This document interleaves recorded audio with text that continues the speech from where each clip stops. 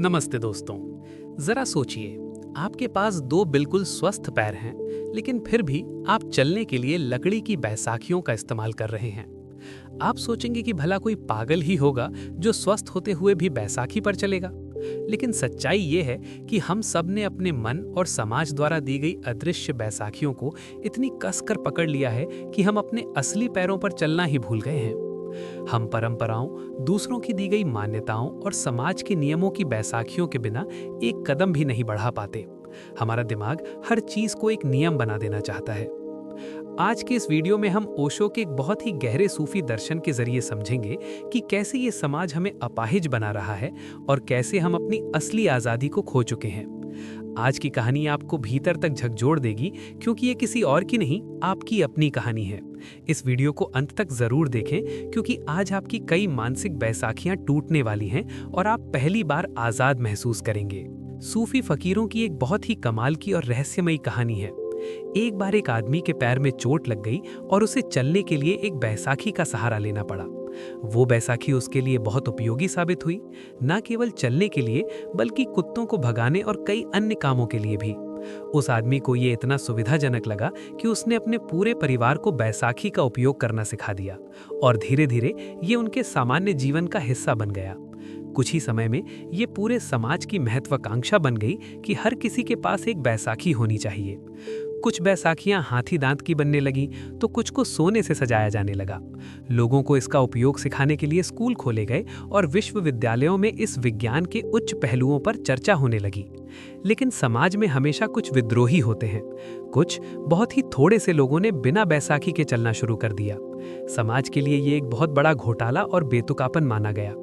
जब स्थापित समाज ने देखा कि कुछ लोग इस परंपरा को तोड़ रहे हैं, तो उन्होंने साबित करना चाहा कि बैसाखियां तो जीवन के लिए बेहद जरूरी हैं। उन्होंने एक ऐसे आदमी को पकड़ा जो कई पीढ़ियों से बैसाखी इस्तेमाल कर रहा था और कहा, देखो, इस आदमी से बिना बैसाखी के चलने को कहो, ये नहीं चल सकता। जब बिना बैसाखी चलने वाले सामान्य लोगों ने कहा, लेकिन हम तो बिना बैसाखी के चल रहे हैं, तो अपाहिज हो चुके समाज ने जवाब दिया, ये सच नहीं है, ये सिर्फ तुम्हारी कोरी कल्पना है। ऐसा उन्होंने इसलिए कहा क्योंकि वे लोग बैसाखी का इस्तेमाल करते करते अब मानसिक रूप से अंधे भी हो चुके थे और सच्चाई देखना ही नहीं चाहते थे। दोस्तों, ये कहानी कोई अतिशयोक्ति नहीं है, ये हमारी और आपकी सच्चाई है। जीवन हमेशा एक गति है, एक निरंतर प्रवाह है जो हर पल नया होता है। लेकिन हमारा मन कभी नया नहीं होता। मन हमेशा जीवन से पीछे छूट जाता है। महान दार्शनिक हेराक्लिटस ने कहा था कि आप एक ही नदी में दो बार कदम नहीं रख सकते, क्योंकि नदी हमेशा बह रही है। लेकिन हमारा मन हमेशा अतीत की ओर भागता है और जीवन हमेशा भविष्य की ओर। जीवन की कोई परंपरा नहीं होती, कोई विचारधारा या पैटर्न नहीं होता। जीवन हमेशा अज्ञात में खुलता है। अंग्रेजी का शब्द ट्रेडिशन उसी धातु से बना है जिससे ट्रेटर यानी गद्दार शब्द बना है। परंपरा जीवन के साथ एक गद्दारी है। समाज हमें बैसाखियां देता है। जैसे ही किसी व्यक्ति को कोई आत्मीय अनुभव होता है, समाज उसे एक नियम, एक बैसाखी बना देता है। बुद्ध एक विशेष मुद्रा में बैठे थे और उन्हें ज्ञान प्राप्त हुआ, तो लोगों ने 2000 सालों से उसी मुद्रा को नियम बना लिया, ये सोचे बिना कि ज्ञान किसी भी मुद्रा में मिल सकता है, कुर्सी पर बैठे हुए भी। कोई भी सामान्य तरीका आपकी मदद नहीं कर सकता। आपको अपना खुद का अनूठा रास्ता खोजना होगा। ठीक वैसे ही जैसे आपके अंगूठे का निशान पूरी दुनिया में अद्वितीय है, ना अतीत में किसी का ऐसा निशान था और ना भविष्य में होगा। आप परमात्मा के एक अद्वितीय हस्ताक्षर हैं। लेकिन समाज प्राकृतिक चीजों के खिलाफ है। जो कुछ भी प्राकृतिक है, समाज उसकी निंदा करता है। समाज ने आपको प्लास्टिक का इंसान बना दिया है। असली फूल सुबह खिलता है और शाम को मुरझा जाता है। उसमें एक खतरा है, लेकिन प्लास्टिक का फूल हमेशा सुरक्षित रहता है। समाज प्यार, जो एक प्राकृतिक तूफान है, उससे डरता है और विवाह जैसी प्लास्टिक की संस्था बनाता है, जो एक बैसाखी है। जब आप अपनी असली टांगों पर चलते हैं तो उसे प्यार कहते हैं। जब आप समाज की दी गई बैसाखी पर चलते हैं तो उसे संस्था कहते हैं। जब कभी भी कोई व्यक्ति अपनी इन बैसाखियों को छोड़कर प्राकृतिक रूप से जीने की कोशिश करता है, तो समाज पूछता है, इसका क्या फायदा, इसकी उपयोगिता क्या है? लेकिन हमेशा याद रखें, जीवन की कोई उपयोगिता नहीं होती। जहां भी आप उपयोगिता या फायदे के बारे में सोचते हैं, वहीं आप जीवन से चूक जाते हैं। ध्यान का क्या उपयोग है? नृत्य का क्या उपयोग है? प्यार का क्या फायदा है? कुछ नहीं। आप नाचने से पेट नहीं भर सकते, आप ध्यान से घर नहीं बना सकते। लेकिन जो कुछ भी सुंदर और सत्य है, वो गैर उपयोगितावादी है। प्यार, ध्यान और प्रार्थना ही असली लक्ष्य है। भगवान कोई वस्तु नहीं है जिसे आप बाजार में बेच सकें। जीवन एक उत्सव है।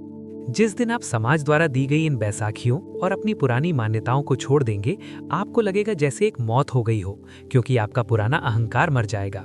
लेकिन सूफी कहते हैं कि जब तक तुम मरते नहीं, तब तक तुम्हें परमात्मा से कुछ नहीं मिल सकता। अगर आप अपने भीतर छिपी हुई ऊर्जा, जैसे अपनी कामुकता, अपने क्रोध और अपनी प्रकृतियों को दबाते रहेंगे, तो आप कभी अपने साथ सद्भाव में नहीं आ पाएंगे। आपको अपने स्वभाव को स्वीकार करना होगा। जब आप इसे स्वीकार करते हैं, तो यही ऊर्जा प्रेम और प्रार्थना में बदल जाती है। जब तक आप अपनी बैसाखियां नहीं फेंकते, आप कभी भी अनंत आसमान में उड़ान नहीं भर सकते। तो दोस्तों, आज हमने जाना कि कैसे ये समाज, हमारी परंपराएं और हमारा अपना मन हमें ऐसी बैसाखियां थमा देता है जिनकी हमें कोई जरूरत नहीं है।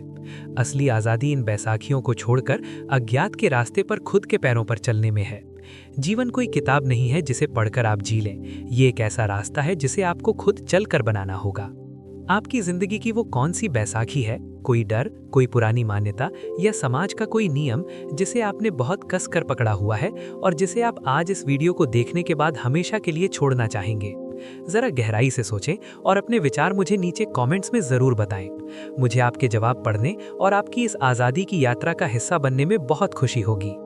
अगर इस वीडियो ने आपके मन के किसी बंद दरवाजे को खोला है और आपको अपनी असली आज़ादी महसूस हुई है, तो इसे लाइक करें और अपने उन सभी प्रियजनों के साथ शेयर करें जिन्हें इन मानसिक बैसाखियों से आज़ाद होने की ज़रूरत है। हमारे चैनल को सब्सक्राइब करना बिल्कुल ना भूलें, ताकि हम जीवन की इस रहस्यमयी और खूबसूरत यात्रा में ऐसे ही साथ चलते रहें। बिना बैसाखी के चलें, अपने भीतर के उत्सव को जगाएं। अपना ख्याल रखें। धन्यवाद।